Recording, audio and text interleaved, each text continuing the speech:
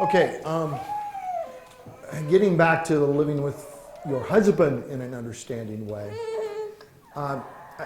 Many women who are otherwise way more intelligent than their husbands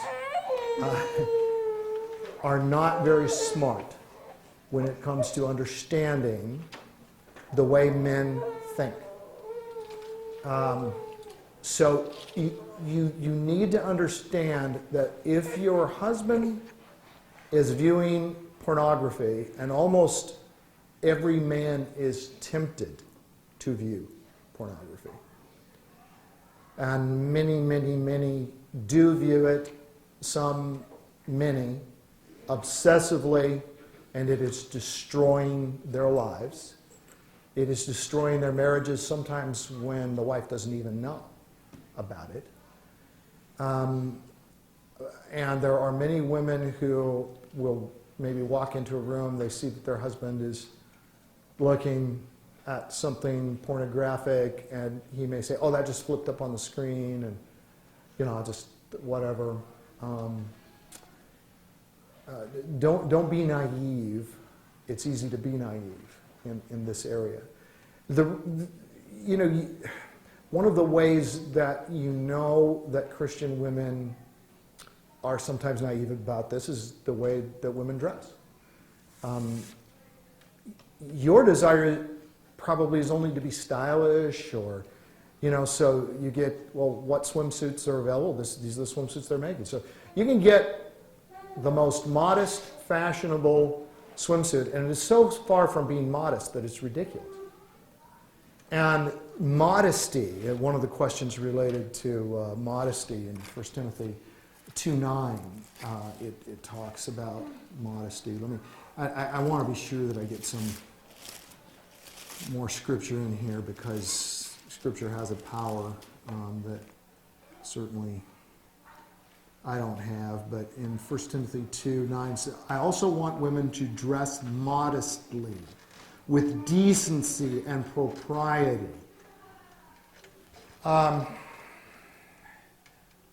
Men are stimulated by sight. It's very easy. Nancy and I were at I'm making this vague deliberately.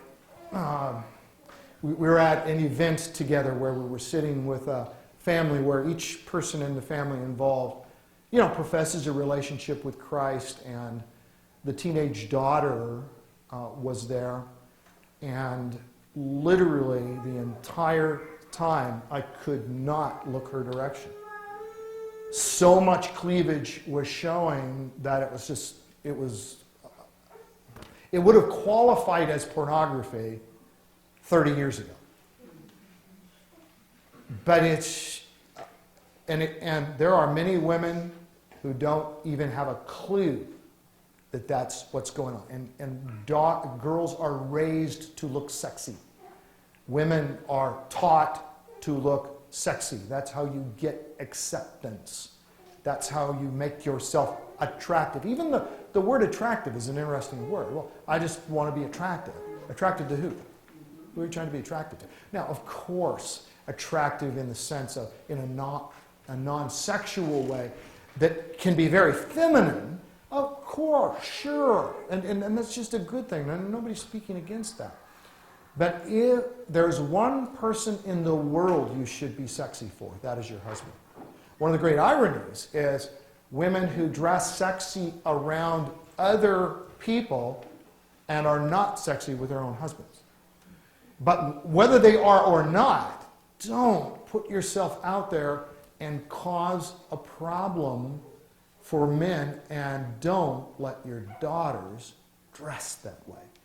And if I was speaking to the men, which I do sometimes, I would say to the men, be a man and stand up in your home with what your daughter, your son too, but it's, with how your daughter is dressing.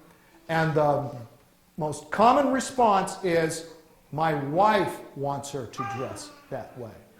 That's where I say to men, be a man and stand up to your wife and say, sweetheart, you don't understand. You don't understand. You better trust me in this area.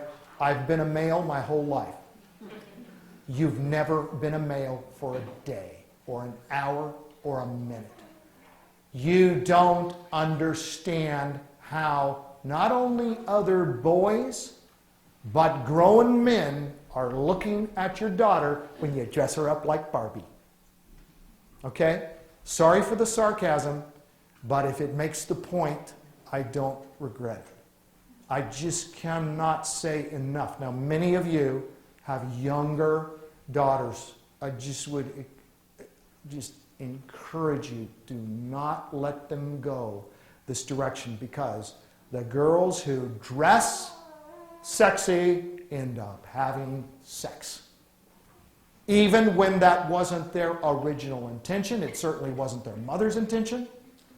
Of course, it relates to the kinds of programs that, we watch and all those kinds of things. But getting back to men and the way they think and the accessibility of pornography in this culture.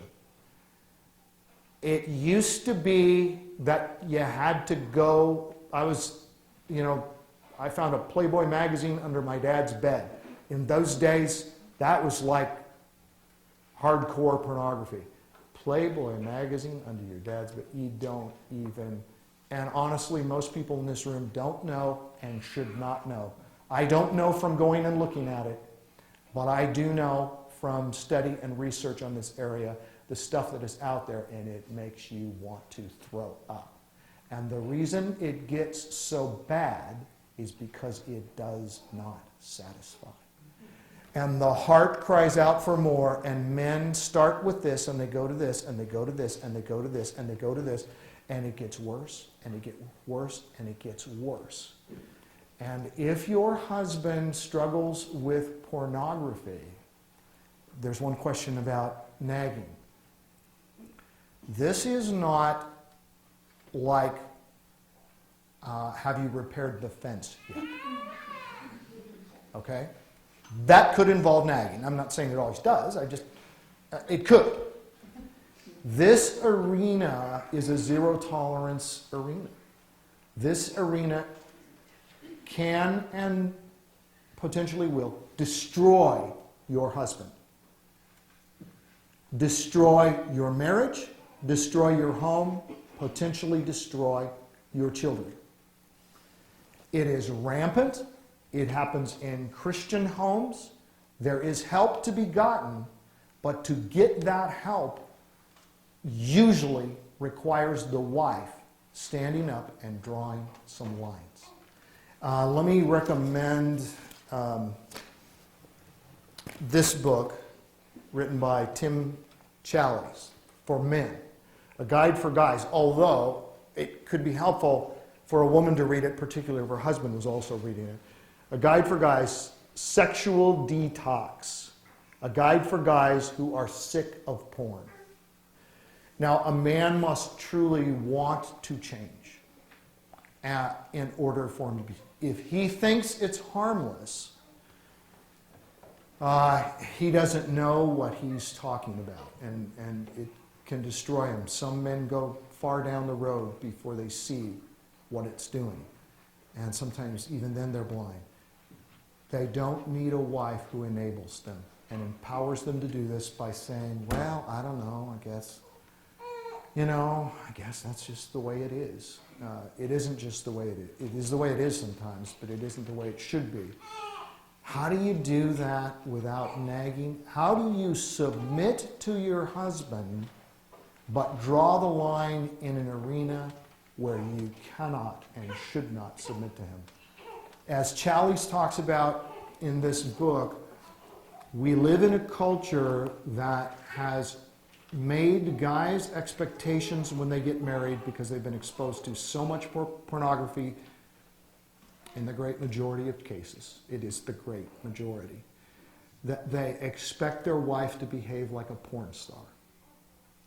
And don't take that as then minimizing that a wife has a responsibility to meet legitimate sexual needs and give herself lovingly to her husband in a sexual relationship.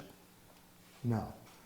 But the demeaning and sometimes violent nature of so much of the stuff that comes out of pornography is not something that is honoring to Christ, and it's also something where a wife can never live up to what is portrayed in pornography. It is a dream world, a fantasy world, and actually a very ugly world.